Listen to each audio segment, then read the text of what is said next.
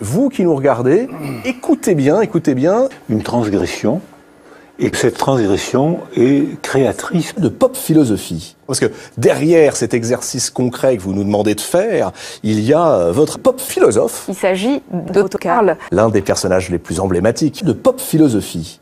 Alors expliquez-nous d'abord ce que vous appelez la pop philosophie, parce que je connaissais le pop art. Alors la pop philosophie, c'est un concept qu'on doit à Gilles Deleuze. Maintenant, sa pratique est assez peu codifiée ou définie, et on va voir apparaître un certain nombre de prétendants.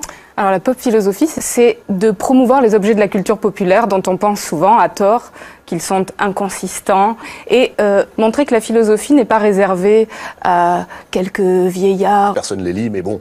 Mais qu'au contraire, elle parle de notre réalité, le monde dans lequel nous sommes plongés, qu'elle nous aide à mieux vivre et à la fois à vivre dans le monde d'aujourd'hui. Donc c'est la promotion de la culture populaire et à la fois donner envie aux gens de venir vers la philosophie. Philosophie par exemple de Karl, qui se cache derrière les personnages comme ça, inventés, réécrits complètement par quelqu'un qui nous replonge dans un monde de fantaisie qui est le nôtre, mais qui permet à des philosophes de faire de la philosophie donc et à travers notre réalité, le monde dans lequel nous sommes plongés. Réécrit complètement. Et c'est pas simplement réécrit. Il y a de la matière philosophique là-dessous, dans ces objets-là, des objets qui sont les leurs. Parce qu'il y a une philosophie populaire, et il y a une philosophie dans la vie quotidienne. Et donc il y a de la matière philosophique dans ces objets-là. Oui, tout à fait. Pour autant, ils pensent pas spontanément que la philosophie c'est fait pour eux.